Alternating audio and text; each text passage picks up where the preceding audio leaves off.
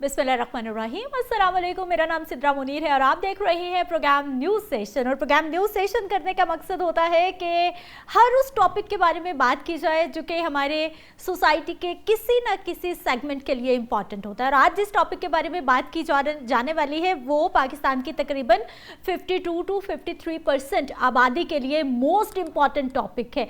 Not only जो 52-53% बल्कि बाकी की जो बच गई आबादी है आजकल उनको भी बहुत ज़्यादा इंटरेस्ट है उस टॉपिक को लेकर।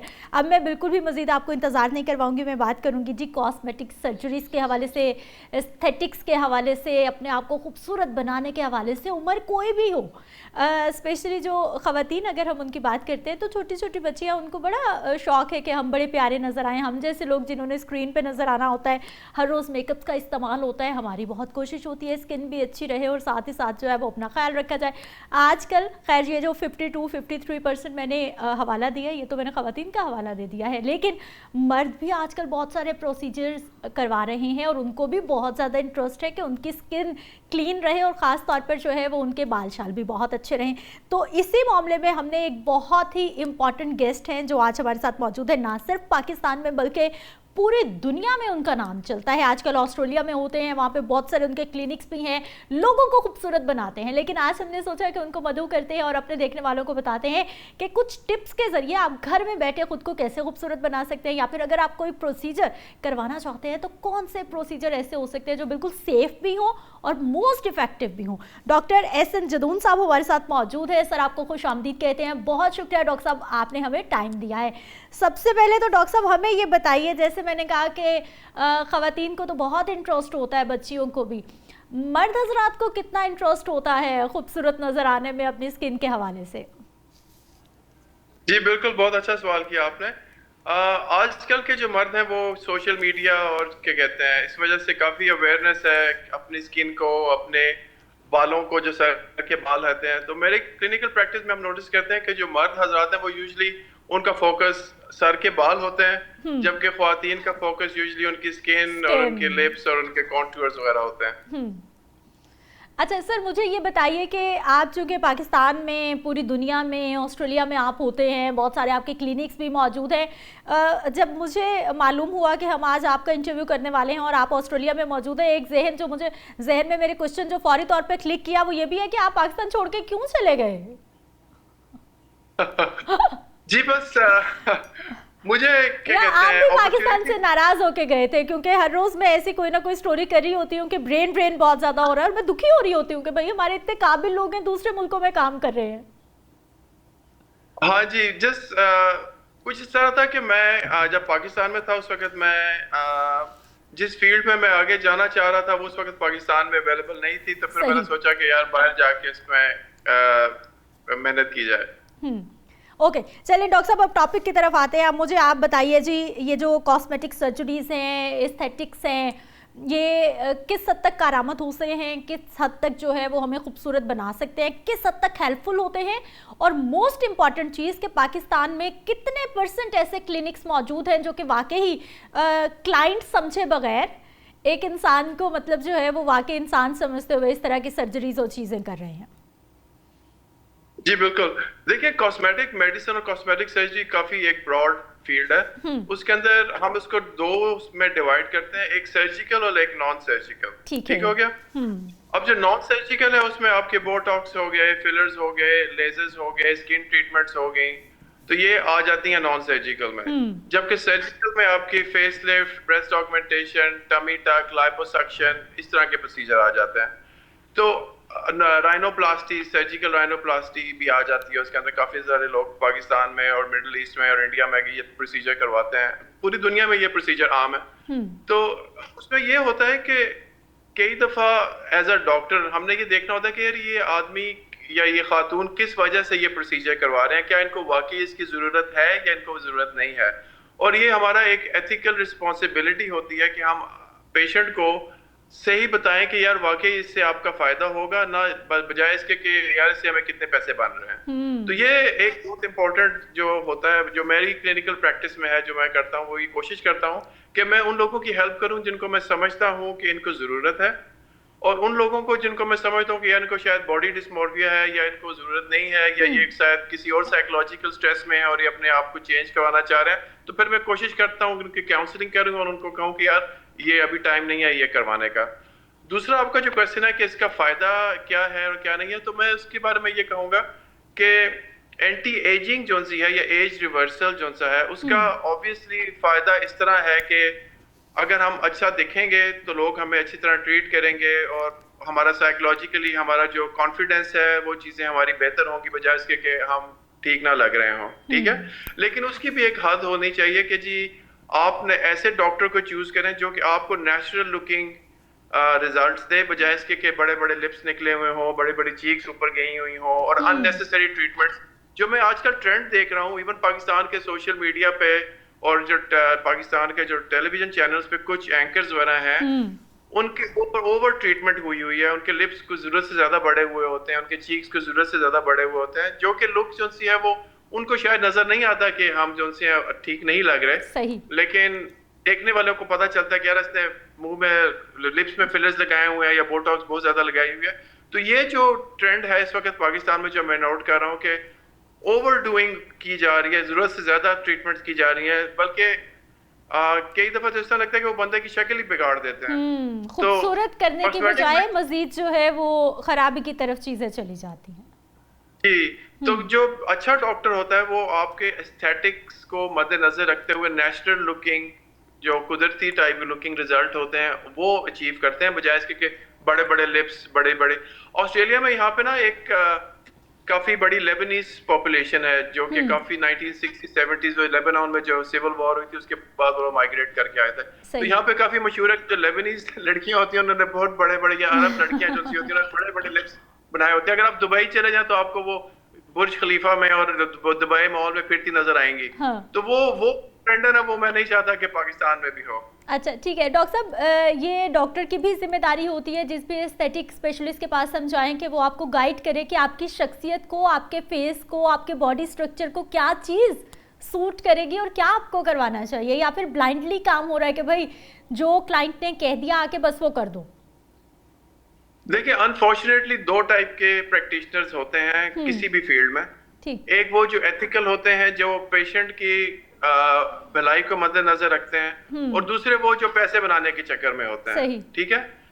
तो दोनों किस्म के जो डॉक्टर जो होते हैं वो हर जगह पाए जाते हैं, ऑस्ट्रेलिया में भी पाए जाते हैं, अमेरिका में पाए जाते हैं, पाकिस्तान में भी पाए जाते हैं। तो जो बेस्ट तरीका ये होता है कि मैं अपने कोलीग्स को, जब मैं अपने स्टूडेंट्स डॉक्टर्स को या नर्सेज को जब मैं ट्रेनिंग दे रहा होता हूँ तो मैं उनको कहता हूँ यार एथिक्स जो है वो ज्यादा इंपॉर्टेंट है प्रॉफिट से।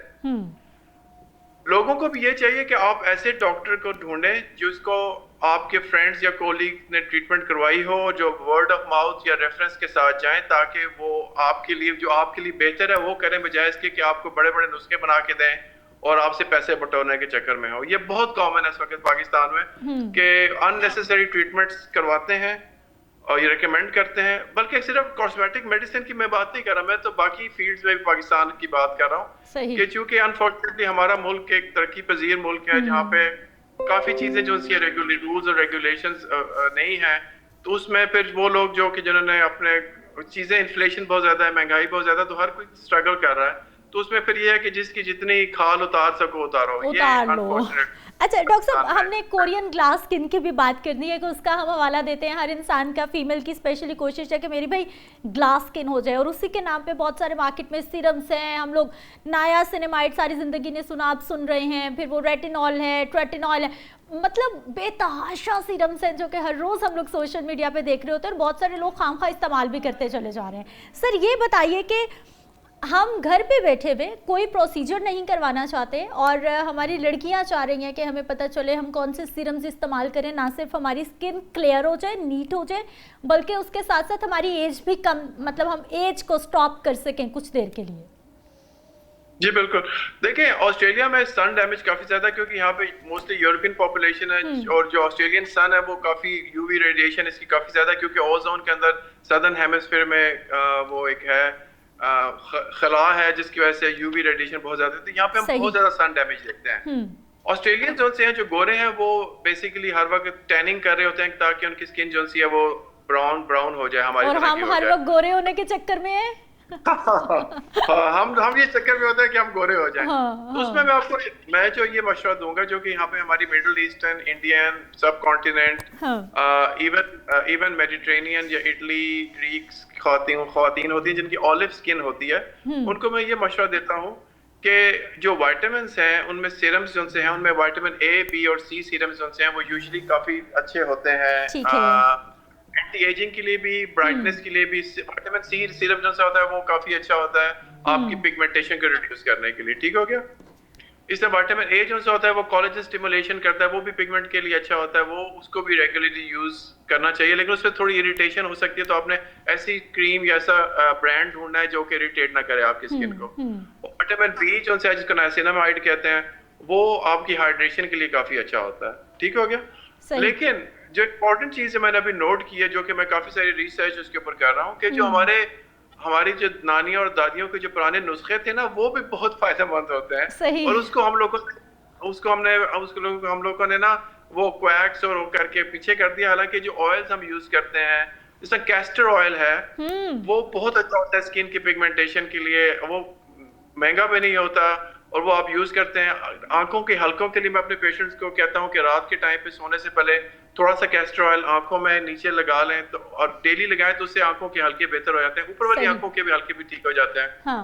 तो इस तरह देसी नुस्खे होते हैं जो कि अब हम आहिस्ता आहिस्ता विद टाइम हम लोगों ने भूल गए हैं, लेकिन हमें कोशिश करनी चाहिए कि वापस जाके देखें। जिस तरह सरसों का तेल की हमारी मालिश होती थी बचपन में काफी ज्यादा, तो अभी वो रिसर्च बता रही है कि जो मस्टर्ड ऑयल है वो हेयर रीग्रोथ के लिए और उसके लिए काफी अच्छा होता है। तो अभी मैं अपने जो पेशेंट जो हेयर रीग्रोथ के लिए होते हैं उनको मैं कहता हूँ कि यार क्या ये रोजमेरी ऑयल, कैस्टर ऑयल और सरसों का तेल जो है मालिश किया करो हफ्ते में कम से कम एक दफा, तो उससे आपके बाल अच्छे और घने होंगे।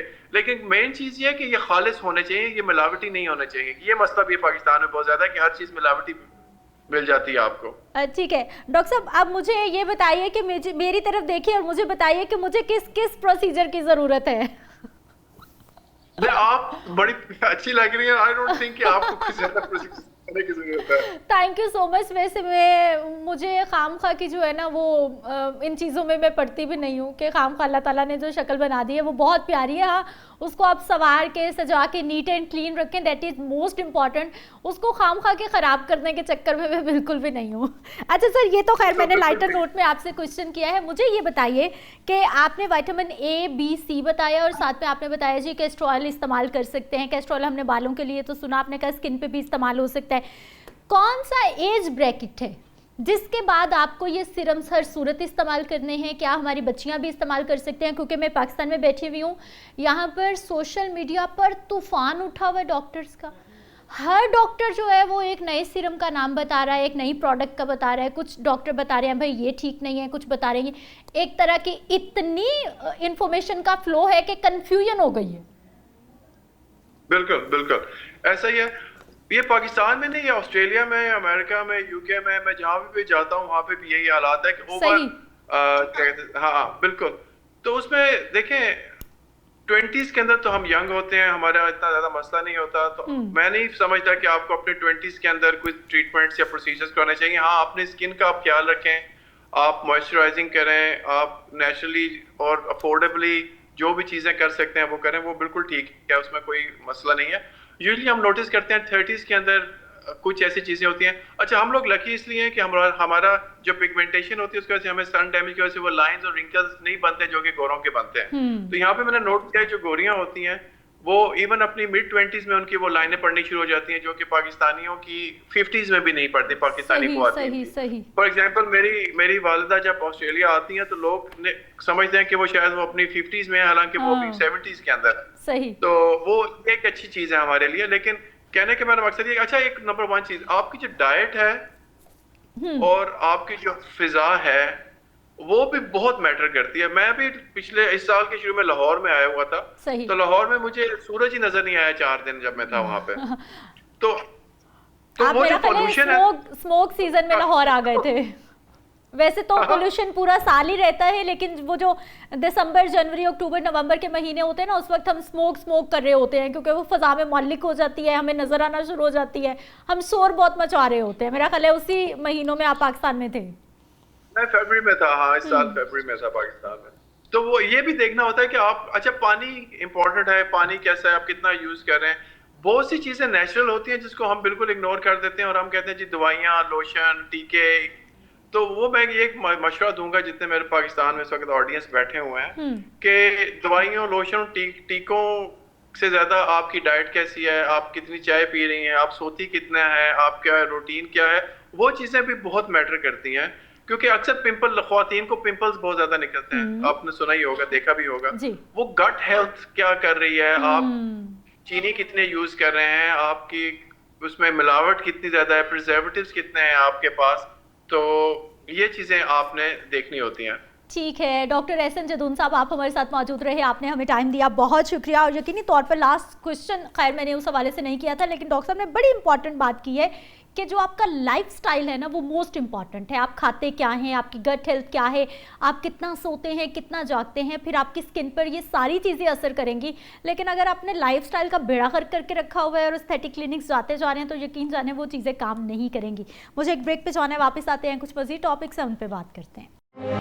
ब्रेक के बाद एक बार फिर से आपको खुश आमदीद कहते हैं नाज़रीन। खेल के मैदान से मैं खबर लाई हूँ, क्रिकेट के मैदान से। आप सोच रहे होंगे कि आज फिर कुछ ना कुछ बुरी खबर लाई होगी, लेकिन बुरी खबर नहीं लाई। कभी कभी जो है वो हल्का सा ठंडी हवा का झोंका भी हमारे तक पहुँच जाता है पाकिस्तान क्रिकेट टीम की जानिब से, किसी खिलाड़ी की जानिब से, और हम उसी पर खुश हो जाते हैं और फिर अपना फ़र्ज़ समझते हैं कि अगर हम बहुत सारी तनकीद करते हैं, जहाँ जहाँ पर ख़राबियाँ होती हैं, तो जहाँ पर अच्छी बात हुई है उसको भी ऑन करना चाहिए और उस पर भी प्रोग्राम बनता है। अब जी अब्दुल्ला शफीक साहब ने क्या किया है, 49 साल के बाद वेस्ट इंडीज में 150 रन बनाने वाले वो खिलाड़ी बन गए। 160 रन की इनिंग्स खेली है जी अब्दुल्ला शफीक ने, और 49 साल के बाद वेस्ट इंडीज में टेस्ट क्रिकेट में 150 से ज़ायद रन बनाने वाले पहले पाकिस्तानी बैटर बन गए हैं और वो नॉट आउट रहे हैं। इसी पे मजीद डिटेल्स क्या हैं, हमारे साथ एक्सपर्ट्स, स्पोर्ट्स एक्सपर्ट्स मौजूद हैं जी।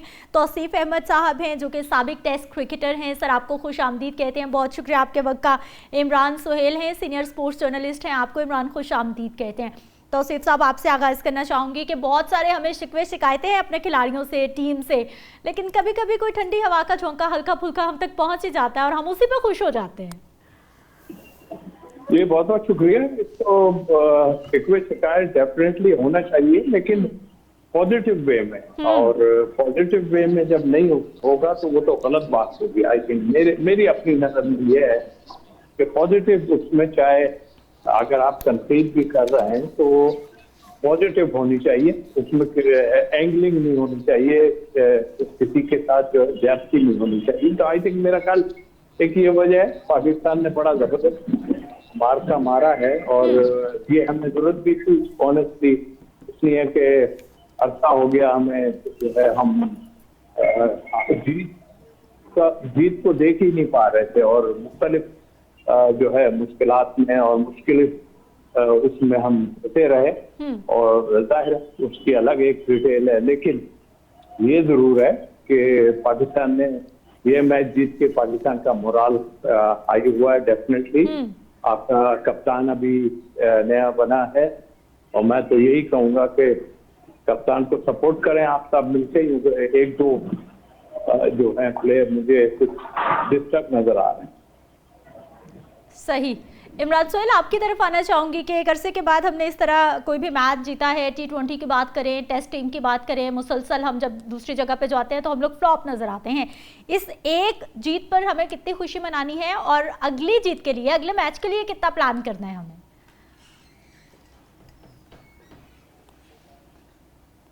देखिए, पाकिस्तान एक के सहारे पर ये डिसाइड नहीं कर सकता कि वो अब विनिंग ट्रैक पर चल पड़ा है। ये मैं अक्सर कहता हूं कि कभी कभी फ्लूक लगता है, लेकिन ये फ्लूक मैं इसलिए नहीं इस दफा कहूंगा क्योंकि जिस तरह से अब्दुल्ला शफीक ने बारी खेली है, और अब्दुल्ला शफीक की इस बारी ने ही पूरे मैच का पांचा पलटा है। देखिए 344 रन किए वेस्ट इंडीज ने, अगर 88 रन बाबर आजम के और अब्दुल्ला शफीक के 160 रन आप साइड पे कर दें तो आपकी जो 8 विकेट कितने रन बनाए, 120 या 110 बनाए। तो हमने तो रवायती काम वही किया। अगर कोई भी एक बैट्समैन खड़ा होता है और रन्स करता है और बाकी टीम नहीं उसका साथ देती और 40, 50, 35 रन नहीं करती है, तो ये वंस टाइम होता है, हर दफा नहीं होता है कि आपको कोई एक सेंचुरी मारेगा और फिर एक साथ 50-60 करेगा तो नहीं, सबको रन्स कर रहे हैं। इसका मतलब है कि अभी तक आपकी बैटिंग जो फ्लॉप है। अब्दुल्ला शफीक वापस आए, मेरा सवाल ये है कि गए क्यों थे?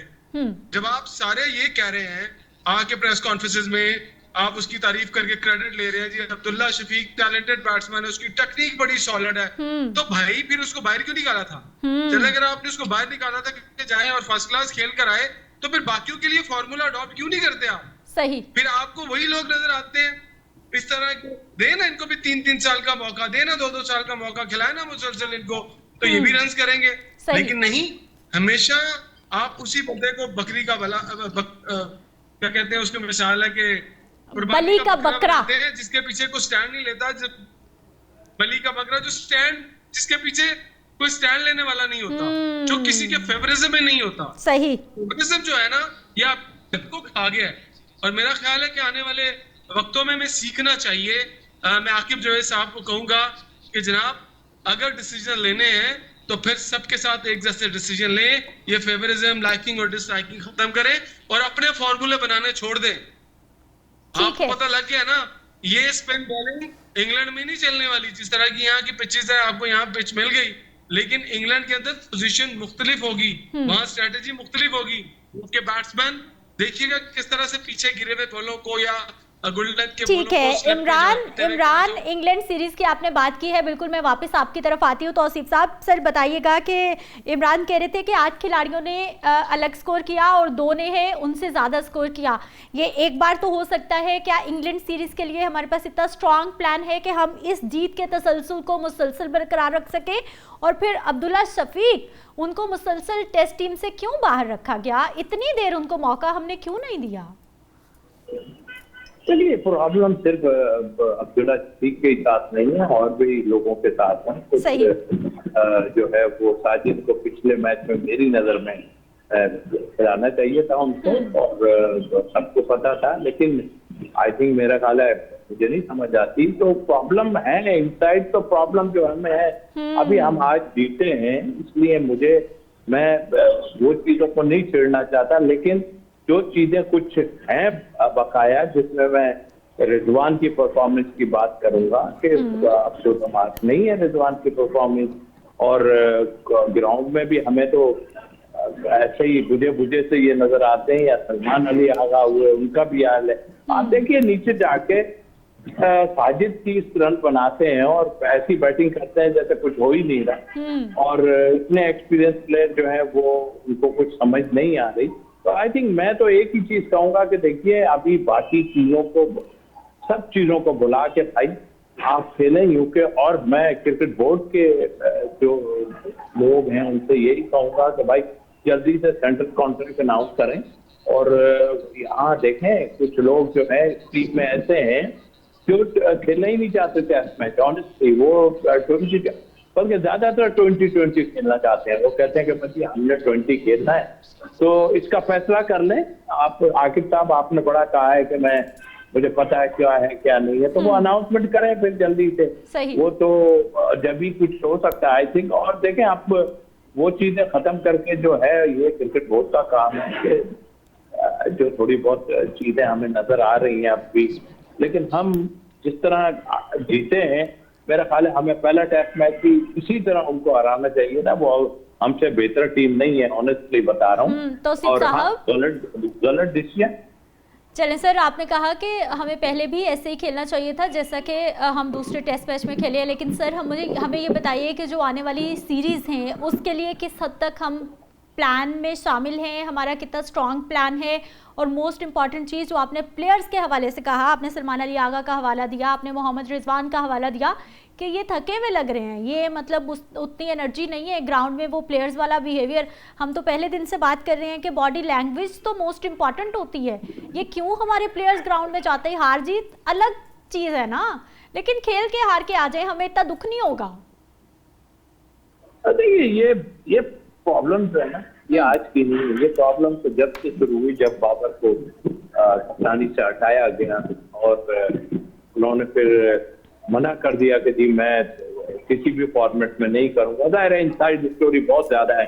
फिर किसी को कप्तान बना दिया गया, फिर किसी को कप्तान बना दिया गया, और उसके बाद ये कहानी शुरू हो गई फिर ये शान मसूद पे आन के हुआ। अभी जो बाबर ने कप्तानी ली है वो मैं समझता हूँ कि जो है डिसीजन अच्छा है, उन्होंने ले ली। लेकिन अगर मैं इस जगह होता तो मेरा ख्याल है इतनी बेइज्जती करने के बाद तो शायद मैं कप्तानी नहीं लेता। की मेंबर है साहब, आप की प्लेयर है, ठीक है, आपके कुछ चीजों पे हमें भी एतराज था, मतलब स्ट्राइक रेट की बात करें या उसकी, वो अपनी जगह थी। लेकिन मुझे ये फील हो रहा है कि आपके इसमें 4-6 प्लेयर जो है वो 20 की तरफ ज्यादा भागते हैं और वो चाहते हैं कि हम 4 ओवर की क्रिकेट खेल के और जो है ना वो पैटर्न बनाए और निकल जाए। लेकिन आई थिंक ये बोर्ड का काम है, जो इस काबिल है, जो टेस्ट खेल सकता है उसको टेस्ट में। अब्दुल्ला शफीक जैसा देखिए, आपने खुद बताया कि उतने टाइम बाद आए, उन्होंने इतना, ऐसा नहीं होता कभी भी कि आप किसी को इग्नोर करते हैं। ये दरअसल बेंच जो बैठती होती है, लोग जो बाकी लड़के बैठे, ये चाहती नहीं कि एक के पीछे एक कोई लड़का बैठा हुआ हो।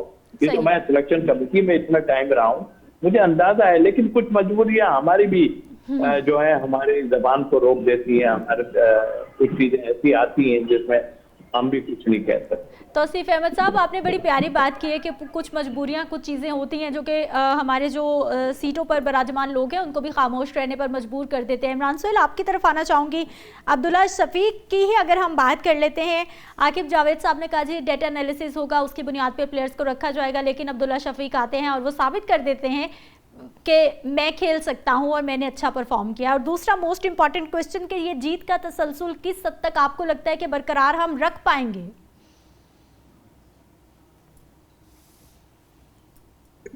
इस बारे में तो हम ये बात नहीं कह सकते कि तसलसल बरकरार रख पाएंगे या नहीं बरकरार रख पाएंगे, लेकिन तसलसल एक चीज का जरूर बरकरार रहना चाहिए कि जो डोमेस्टिक परफॉर्मर हैं उन्हें मुसलसल मौका देना चाहिए। सही। अगर आप एक शोबे में किसी डोमेस्टिक परफॉर्मर को शोबा देते हैं, मौका देते हैं किसी शोबे में, तो फिर आपको तमाम शोबों के अंदर उनको मौका देना चाहिए, सिर्फ बैटिंग में नहीं।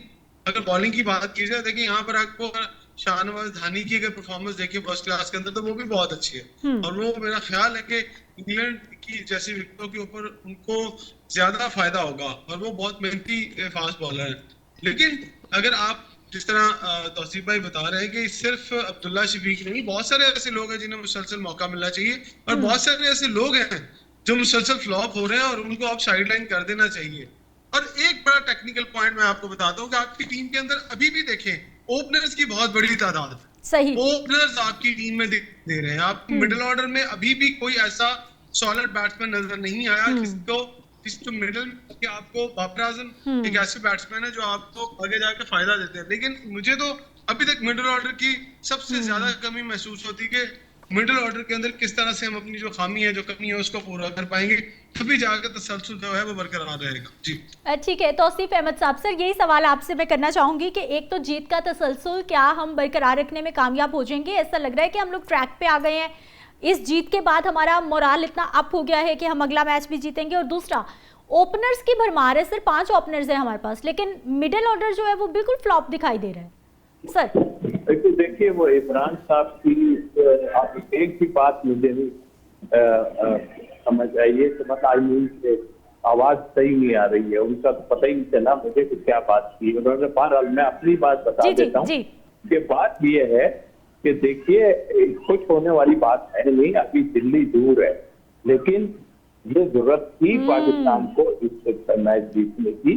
और अगर हम यहाँ से सीरीज जीत के जाते तो और भी बहुत मजे की बात थी। लेकिन देखिए, अभी इंग्लैंड जाके इंग्लैंड में खेलना है, हर कोई जो है भागता है, ऑस्ट्रेलिया हो, इंग्लैंड हो, इन जगहों से अवॉइड ही करते हैं लोग। तो मुझे ऐसा अभी पता चल जाएगा आपको। मिडिल ऑर्डर की जो आपने बात की, ये मिडिल ऑर्डर बनाना ही नहीं चाहते एक्चुअली, मिडिल ऑर्डर बनाए, काफी टाइम से लगे हुए हैं सारा कुछ। आपकी टीम के 7 तक बैटिंग, 8 तक बैटिंग जाती है आपकी, मिडिल ऑर्डर में आप बनाना चाहते हैं तो प्लेयर देखिए, कुछ लोग होते हैं ओपनर हैं, आपने कहा ना ओपनर होते हैं, बिल्कुल माजी में भी हमने देखा ओपनर होते थे, लेकिन हमने लोगों को चेंज होते देखा कि जिसकी कोई अगर जरूरत है उसको हम उस जगह, यानी मिडिल ऑर्डर। मैं मिसाल दे देता हूँ, ऑस्ट्रेलिया के गिलक्रिस्ट जो थे वो ओपन करते थे, लेकिन उनकी टीम को जरूरत पड़ी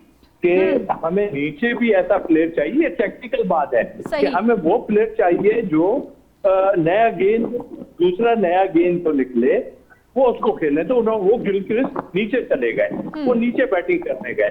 तो इस तरह की कोई स्ट्रेटेजी हम अपनी लड़ाई उनसे ही नहीं खत्म हो रहा है, तो हम स्ट्रेटेजी क्या बनाएंगे? जी तौसीफ साहब, सर जब ये आप ओपनर्स की बात कर रहे थे और नीचे लाने की प्लेयर्स को बात कर रहे थे, सर मेरे दिमाग में मुसलसल यही सवाल आ रहा था कि ऊपर से चौथे पांचवें नंबर पर किसी को भी हम लेकर आते हैं, पांचवें छठे पे लेकर आते हैं, तो फौरन से पहले हमारे प्लेयर्स ही नाराज हो जाते हैं, क्वेश्चन मार्क लग जाता है। आठवें नौवें पे ले जाना तो बहुत ही बड़ी बात है। हालांकि शाहीन को हमने देखा कि बिल्कुल नीचे, हालांकि वो बॉलर हैं, नीचे आके खेले, उन्होंने स्कोर किया और उनकी बहुत तारीफ करते रहे हम बैठ के कि भाई कमाल कर दिया, मतलब कुछ तो उन्होंने टीम को सपोर्ट किया। तो प्लेयर्स को ये सिखाना किसने है कि आप चाहे पहले नंबर पे खेलें या 9वें नंबर पे खेलें, जो परफॉर्म कर जाएगा उसी का नाम होगा। देखिए आपके पास अगर रिप्लेसमेंट बैठी हो ना बाहर, तो फिर किसी की हिम्मत नहीं पड़ती है इस तरह सही करने में। जब आपके पास पीछे कुछ है ही नहीं, लड़का बोलता है अरे यार ये सीरीज में बाहर हुआ, अगली दफा फिर आ जाऊंगा घूम के, तो यही होना है फिर। ये तो सब कुछ चला रहा है, लेकिन अब वक्त ये आ गया है कि अब आपको जो है ये कुछ चीजें सोचनी पड़ेंगी और देखना पड़ेगा, क्योंकि ये सारा निजाम हमारा जो है दुनिया में T20 खेली जा रही है। देखिए हमारा प्लेयर जो है वो 20 की तरफ भाग रहा है, वो कहता है भाई कौन खेलेगा इस टेस्ट मैच, इसमें कितने भी पैसे आप दे दें ये 20 के पीछे जाएंगे ही जाएंगे। ये अवॉइड करेंगे कि 4 दिन ग्राउंड के अंदर रहे या फिर जो है ये कोई 15 से 20 ओवर इन्हें करने पड़े, तो इनकी हालत खराब हो जानी है। ठीक है तौसीफ अहमद साहब, बहुत शुक्रिया। इमरान सोहेल आपका बहुत शुक्रिया, आप हमारे साथ मौजूद रहे। और बहुत बड़ा क्वेश्चन मार्क है, इसीलिए फिटनेस का भी बड़ा गर्क होकर रह गया है कि हम वनडे नहीं खेलते, हम टेस्ट मैच तो वैसे ही नहीं खेलते, और वनडे और टेस्ट खेलना भी पड़ जाए तो हमें सारे का सारा फिटनेस का हमारा पोल खुलकर रह जाता है। और T20 की अगर हम बात करते हैं तो T20 वैसे क्रिकेट जितनी कमर्शियल हो चुकी है, फास्ट गेम हो चुकी है, प्लेयर्स को भी पता भाई जाओ इज्जत होनी है या बेइज्जती होनी है, जल्दी जल्दी करवा के वापस आ जाओ। और स्पेशली अगर टेस्ट की भी बात करते हैं, 4 दिन में टेस्ट खत्म हो जाता है, मतलब कितना बड़ा क्वेश्चन मार्क है। मुझे एक ब्रेक पे जाना है, वापस आते हैं, कुछ मजीद टॉपिक्स है उन पर बात करते हैं। ब्रेक के बाद एक बार फिर से आपको खुशामदीद कहते हैं। बात कर लेते हैं जी, आज बहुत सारे घरों में बच्चे खुशियां मना रहे हैं, मिठाइयां खा रहे हैं, मुबारकबादों का सिलसिला जारी है, और बहुत सारे घरों में बच्चों को सुबह से ताने मिल रहे हैं कि भाई तुम लोगों की फीसों पे इतने पैसे दिए, तुम लोगों के बस्तों पे, किताबों पे, कॉपियों पे इतने पैसे दिए, कहा था पढ़ लो लेकिन उसके बावजूद फेल हो गए हो। लेकिन बहुत सारे घरों में जो है वो ये भी चल रहा है कि भाई नंबर क्यों कम आ गए हैं, क्योंकि आजकल दौर ही इस चीज़ का है। तालीमी बोर्ड ने जी मैट्रिक के नताइज का इम्तिहानात का ऐलान कर दिया है, और लाहौर बोर्ड की अगर हम बात करते हैं तो इसके तहत रवान साल जो इम्तिहानात में 2,82,308 उम्मीदवार ऐसे थे जिन्होंने पेपर दिए थे, अपीयर हुए थे, उनमें से 1,82,186 उम्मीदवार पास हो गए हैं, और बाकी का हो गया है जी अल्लाह हाफिज। और बाकी वही हैं जो अभी तक डांट खा रहे हैं। जावेद इकबाल साहब की तरफ चलते हैं, उन्हीं से मजीद बात करेंगे। सर आपको खुशामदीद कहते हैं। अपना मैट्रिक याद आया? बड़ा अच्छे तरीके से आया। अच्छा, डांट पड़ी थी, मिठाई बटी थी, क्या हुआ था आपके साथ? नहीं, अल्लाह का शुक्र है कि मेरी जब मैट्रिक की बारी आई, हाँ। तो मैं अच्छे नंबरों से पास हो गया, लेकिन जो मैथमेटिक्स था, हाँ। उसमें मेरे 38 नंबर आए। हाँ। और मैथ में 38 नंबर, सिर्फ 38, 100 में से, बड़ी मुश्किल 100 में से। और इसमें मुझे इतने डंडे पड़े। हाँ। वालिद साहब ने, हम गांव में रहते थे तो उन्होंने एक खोता मंगवाया, बग्गा का म्यार था, तो बग्गे का म्यार का खोता मंगवाया, और फिर पीको का म्यार का मंगवाया। हाँ। और फिर उस पर सच्ची बात आज मैं आपको बताऊं, हाँ। कि उस पर मुझे बिठाया और उसने कहा कि अब शर्म आई है, मैं कहा जी आ गई है। उसके बाद फिर किबला दुरुस्त हो गया। ओ माशाल्लाह। अच्छा, वो पीका कुमार जी जो है वो भी जिंदा है, हयात है? अभी जिंदा है माशाल्लाह। अस्सलाम वालेकुम। देखिए आज आपका हवाला दिया इन्होंने, आपके वो जो गधा जिन पे इनको बिठाया और उसकी वजह से इनको अकल आई। सच्ची बात बता, नहीं मेरे साथ ये मुझे 100% गाँव में ऐसे ही होता था। ऐसा हो सकता है। अब वो दौर नहीं रहा। अब बच्चे बड़े जदीद हो गए, और बच्चे जो हैं वो फेसबुक और AI पे डिपेंड हो गए हैं। और दूसरा मैं आपको ये बात बता दूं, देखिए आपने बात की लाहौर बोर्ड की, कि कोई पहले मैंने कहा लाहौर से आगाज करते हैं, फिर चारों बोर्ड्स पे आते हैं, चलते हैं। हाँ। अब देखें, आपने कहा कि कोई 3.25 लाख बच्चों ने जी। या इससे भी ज्यादा 2,82,000 बच्चों, और उसमें से 1 लाख बच्चे फेल हो गए। गए। और मैं उससे अगली बात आपको अगर बताऊं तो इससे लगता है कि हमारे तलीमी निज़ाम का खाना ख़राब हो गया और बेड़ा गर्क हो गया।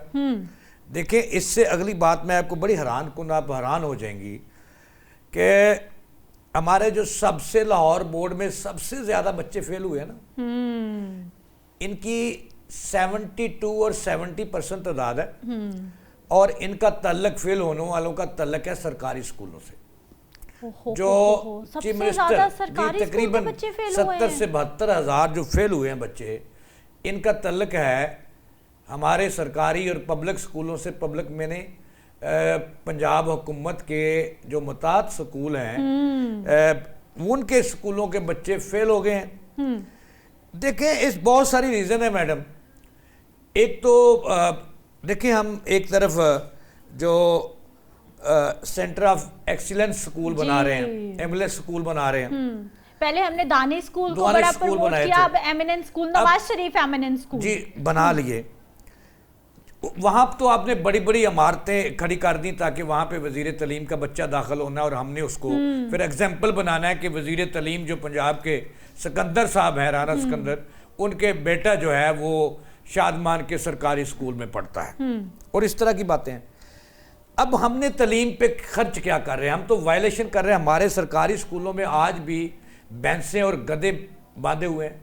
अपने जो स्कूल टीचर्स हैं, जो सबसे बड़े रुतबे पर उन्हें होना चाहिए, उनको आप चोर कहते हैं, हमारे चोर कहते हैं आप, और उनको हम नलका चोर, टूटी चोर, बल्ब चोर कहते हैं। तो वो क्या तवज्जो दें? दूसरा, स्कूलों में है क्या? सरकारी स्कूलों में इमारतें गिर रही हैं, गंदे वॉशरूम, गंदे वॉशरूम, पीने का साफ पानी और नहीं है, इस वक्त भी आपके 2.25 करोड़ बच्चे पंजाब के अंदर स्कूलों से बाहर हैं। और जो स्कूलों के अंदर हैं वो खुदा नुखास्ता पास हो जाए, उनको गरीब वालिदैन के बच्चे हैं, ट्यूशन वो पढ़ा नहीं सकते, उनका वो बच्चा पास हो जाता है, जो एक आधे बच्चे को ट्यूशन मिल जाती है वो पास हो जाता है। आपने ट्यूशन कल्चर को दफन नहीं किया। सही। और तीसरी जो रीज़न है वो आपने इंग्लिश मीडियम, हमारे दूर देहात जो जहाँ पे ना इंग्लिश टीचर मैसर है और ना ही ट्यूशन वाला टीचर मैसर है, आपने इंग्लिश मीडियम का एक कल्चर मुतारफ करवा दिया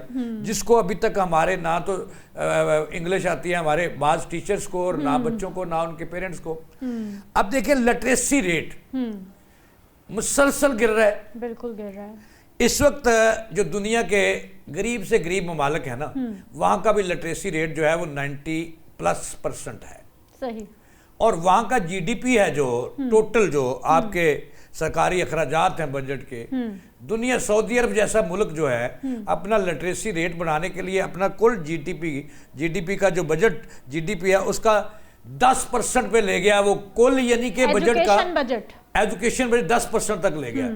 और हमारा जो इकोनॉमिक सर्वे है गवर्नमेंट का, इकोनॉमिक्स जो सर्वे हुकूमत पाकिस्तान का है 2025-26, शर्मनाक बात है कि हमारा जो कुल जीडीपी है उसका जो तलीमी बजट है, जो एजुकेशन का बजट है, आज भी जब दुनिया 10% से ऊपर ले गई है 15% तक, और हमारा कितना है 0.8%, 1% भी नहीं है। मैं आपको ऑन रिकॉर्ड कह रहा हूं, इकोनॉमिक सर्वे 2025-26 का जो ये सर्वे है, इसमें यूएनओ कह रही है कि पाकिस्तान का जो लिटरेसी रेट है अगर इन्होंने बजट ना बढ़ाया जो मजीद गिर जाएगा।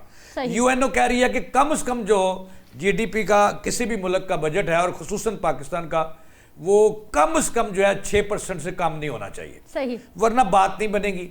आपके इस साल 1 लाख बच्चे फेल हुए हैं लाहौर बोर्ड में, अगले साल 2 लाख तो लाहौर बोर्ड की है ना, मैं आपको टोटल पूरे पाकिस्तान की चारों सूबों की बताती हूँ जी। कुल उम्मीदवार थे 7,28,663 जी, ठीक है।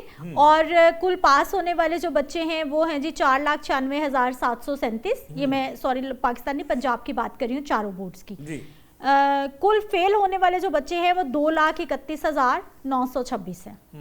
7 लाख में से 7,28,000 में से 2,31,000 बच्चे पंजाब के फेल हुए हैं मैट्रिक में। ये बड़ा अफसोसनाक बात है। और आप इसका सर्वे निकलवा लें जो आप कह रही हैं कि तकरीबन 3.5 लाख के इर्द गिर्द, कम या ज्यादा, बच्चे 7 लाख में से फेल हो गए, यानी कि 48% बच्चे फेल हो गए पूरे पंजाब के तमाम बोर्ड्स में। और इसमें से जो फेल होने की रेशो है वो वजीर आला पंजाब के शहर लाहौर की है, लाहौर बोर्ड की है, आपको पता है कि उसमें 1 लाख से ज्यादा मैडम बच्चे फेल हो गए। बिल्कुल ऐसा ही है। और ये डूब मरने का मुकाम है। और इसमें सबसे ज्यादा जो बच्चे फेल हुए हैं वो सरकारी स्कूलों के। सही देखिए जीडीपी का बजट जो है टोटल जो बजट है इसका हम जो है 0.8% आज भी दे रहे हैं। और इस साल का जो बजट है वो भले जीडीपी जाए खूह खाते में, ये बात सच है कि जो इस साल पंजाब हुकूमत का बजट है वो तमाम महकमों से ज्यादा है, वो ज्यादा है बजट। लेकिन हम अपने टीचर्स को क्या दे रहे हैं, हम अपने स्कूलों को क्या दे रहे हैं? हमारे पास तो जो कंप्यूटर लैब्स हैं, जो हमने टेक्निकली बच्चों को वहां पे कंप्यूटराइज करना था और ये सिस्टम पूरा 1 अरब रुपए का था, वहां पे तो लैब नकारा हो चुकी हैं। अच्छा मुझे ये बताइए, टूट चुके हैं। मुझे ये बताइए कि ये जो बजट है, रिसोर्सेज हैं, ये इसका मसला है, सिलेबस का मसला है, पेपर के फॉर्मेट का मसला है? क्योंकि जब आपने या हमने भी पेपर दिए मैट्रिक के तो मिलता जुलता फॉर्मेट था, लंबे लंबे सवाल कुछ 6 शीटें भर के आते थे और जहन में डाला जाता था भाई इतना लिख के आना है, तो सवाल ही 4-5 होते थे, उन्हीं में पेपर करना होता था। अब तो उन्होंने MCQs दे दिए, फिर जो आपके पास ऑप्शनल सब्जेक्ट होते हैं उसकी बहुत सारी ऑप्शन दे दी कि भाई अब जो है ना वो मतलब लॉन्ग फॉर्मेट नहीं, अब तो हम आपके जहन का, आपकी जहानत का टेस्ट लेंगे, MCQs पे चला गया पेपर। ये फॉर्मेट आसान हो गया बहुत, मुझे कदरे आसान लगता है। उसके बावजूद जो है वो बच्चों की इतनी मतलब अब वो उतना लंबा रट्टा लगाने की ज़रूरत नहीं है, लेकिन उसके बावजूद बच्चे फेल हो रहे हैं। जी बड़े अच्छे सवाल। हाँ मैडम ये देखें कि हमने पूरी दुनिया कॉन्सेप्ट्स पे जा रही है ना, तो हमने भी कोशिश की कॉन्सेप्ट्स पे जाने की। उसके मुताबिक जो हमने फॉर्मेट दिया, जो हमने फ्रेमवर्क दे दिया, हमने एक लाइन दे दी, SOPs दे दिए, उसके मुताबिक ना तो हमारे बच्चे तैयार हैं सही और ना वो टीचर। बच्चों ने क्या तैयार होना, टीचर्स ने तैयार करना ना। तो टीचर्स तो हमारे इसके लिए तैयार ही नहीं, वही पुराने टीचर हैं, वही पुराने टीचर हैं, पुराने फॉर्मेट वाले। उनकी कोई वर्कशॉप्स होती हैं, वर्कशॉप के नाम पर पैसे खाए जाते हैं, ट्रेनिंग्स नहीं होती, रिसर्च के नाम पर ट्रेनिंग कोई नहीं है। और दूसरा जो असातिज़ा हैं पंजाब के या लाहौर के जो सरकारी स्कूलों के हैं, उनको आप देते क्या है? वो साग काट इज्जत तक नहीं दे रहे। अच्छा सर, वो साग भी काट रही होती है खवातीन, वो पिछले साल भी वीडियो आई थी, वो साग कट रहा है, छील के लेके आया, बच्चे संभाल रहे हैं, वो चीजें चल रही हो। अभी भी ऐसा ही है सरकार के स्कूलों में, तकरीबन जो दूर दराज लाहौर के अलावा ऐसा ही है, लाहौर में भी ऐसा स्कूलों में है। अच्छा अब इससे भी ज्यादा ये देखें कि इस वक्त पंजाब हुकूमत कह रही है कि हम सबसे ज्यादा तवज्जो तालीम पर दे रहे हैं और सेंटर ऑफ एक्सीलेंस बना रहे हैं और बेहतर दानिश स्कूल टाइप स्कूल बना रहे हैं। किसी का नाम नवाज शरीफ है, किसी का नाम सिकंदर है, किसी का नाम मरियम नवाज। इस तरह के इनसे बात नहीं बनेगी। अगर मैं बात करूं लिटरेसी रेट की, तबाही मैं किस तरफ जा रहा हूं कि लिटरेसी रेट जो सबसे ज़्यादा इस वक्त, अल्लाह का शुक्र है कि पंजाब का 63% है, 63%। और इसमें जो है हमारी जो खवातीन है, पाकिस्तान का जावेद साहब बता रहे हैं पाकिस्तान का जो लिटरेसी रेट है वो ओवरऑल इतना है। अब इसमें जो सबसे पीछे है वो खवातीन है, 54% है लिटरेसी रेट पाकिस्तान में।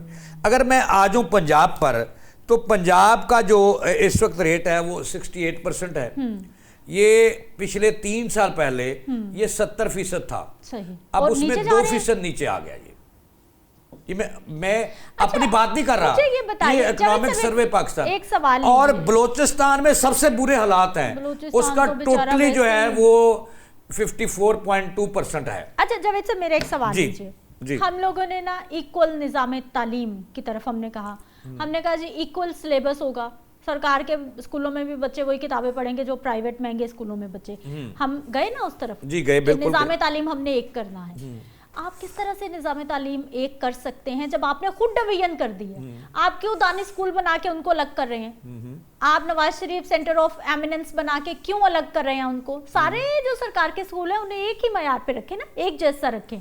डिवीजन तो आप खुद कर रहे हैं, पहले कम डिवीजन है, मजीद सरकार डिवीजन करती जा रही है। ये आप तकसीम कर रहे हैं ना अपनी कौम को, अपने मुआशरे को, और इसके रिजल्ट फिर 1 लाख बच्चा लाहौर में फेल होगा, वही आएंगे ना, और अब गवर्नमेंट में भी कई तकसीमें हो रही हैं। और अब मैं आपको सच्ची बात बताऊं, आप मिसाल देते हैं जहां पे पंजाब के वजीर तालीम का बच्चा पढ़ता है जी, और वो है सेंटर ऑफ एक्सीलेंट चाइना चौक, सही, आपने उस पे 2 अरब रुपए से ज्यादा लगा दिया, और वहां मुझे, मैं दावे से कहता हूं कि मुझे वहां पे किसी आम आदमी का बच्चा, किसी गरीब का बच्चा वहां पे दिखा दें, डिवीजन तो आप खुद कर रहे हो, बेड़ा गर्क तो आप खुद कर रहे हो तालीम का, वहां या तो वो पार्ट टाइमर जो हैं या वो छोटे बच्चे नर्सरी में तैयार कर रहे हैं ब्यूरोक्रेसी के, सही, या सियासतदानों के, यानी वो या ताकतवर लोग, या जिनके पास पैसा है। सरकार का जब गरीब का बच्चा जाता है दाखिला लेने तो वो कहते हैं जी हमारे पास तो सीटें खत्म हो गई। सरकार का स्कूल जी पढ़े लिखे लोगों के लिए भी अलहदा बना दिया है, अलहदा बना दिया। और यही वो वजह है कि हम पस्ती की तरफ जा रहे हैं, और हमारे जो सरकारी स्कूल हैं उनका रिजल्ट देखें, कितने % वो प्राइवेट स्कूल आपका बोझ उठा रहे हैं, कितने % उठा रहे हैं? 18 से 20%। वो तो बहुत पूरे बन जाएंगे, वो तो उठा लेंगे, ये भी ज्यादा है, आवाम के पास पैसे नहीं है इतने। टोटल बच्चों का वो जो लोग अफोर्ड कर सकते हैं वो तकरीबन 18% है, सही, बकाया जो है तकरीबन 70% लोग जो हैं वो आपके सरकारी स्कूल उठा रहे हैं, और वो भी वहाँ पे सहूलियत ना होने से, सर्विसेज ना होने से, टीचर पूरे ना होने से, पंखे ना होने से, पानी बच्चों को ना मिलने से, सिक्योरिटी ना मिलने से। आपको पता है इस वक्त आपका 2.25 करोड़ से 2.5 करोड़ बच्चा बाहर है, उनमें से 33% बच्चे ऐसे हैं जो इन्होंने डंडा दे के फर्जी तौर पर सरकारी स्कूलों में लाए थे, सही, वो उन पर अदम एतमाद करते हुए वालिदैन अपने बच्चे वापस ले गए हैं घरों को। या तो वो बच्चे बनेंगे, चूंकि वो प्राइवेट स्कूलों का फीसों का बोझ तो बर्दाश्त नहीं कर सकते, या वो बच्चे 33% बनेंगे ड्राइवर या चोर, या वो बनेंगे खाकरू, या वो बनेंगे गार्ड, या वो बनेंगे दर्जी, या वो फिर सड़कों के बनेंगे या चोर बनेंगे। इसका कौन जिम्मेदार है? मौजूदा हुकूमत, मौजूदा सिस्टम। अच्छा मेरी बात सुने, ये जो जावेद साहब आपने बात की है ना, दर्जी, खाकरोब और ये सारे जो प्रोफेशन है, ये यकीनी तौर पर हमारे लिए बाइज्जत है, ये काबिल नफरत नहीं है, ये बिल्कुल भी ऐसी बात नहीं है कि हम इनको कोई बहुत कमतर समझ रहे हैं। ऑब्वियसली ये भी एक सेगमेंट है, सोसाइटी का मोस्ट इंपॉर्टेंट सेगमेंट है। सवाल सिर्फ ये है कि अगर किसी ने दर्जी भी बनना है ना, तो उसे पढ़ लिख के अपने उस शोबे में, उस स्किल में जाना चाहिए। अगर किसी ने कोई भी छोटा मोटा भी काम करना है, किसी ने प्लम्बर भी बनना है, तो कम से कम उसके पास इतनी तालीम होनी चाहिए, हाँ, इतनी तालीम होनी चाहिए कि वो एक अच्छे तरीके से अपने काम को भी समझ सके और उससे आगे लेकर चल सके। जावेद इकबाल साहब, आप हमारे साथ मौजूद रहे हैं, बहुत शुक्रिया, आपने हमें टाइम दिया है। मुझे आपने इजाज़त देनी है, इंशाल्लाह अगले प्रोग्राम में मुलाकात होगी। अल्लाह निगहबान।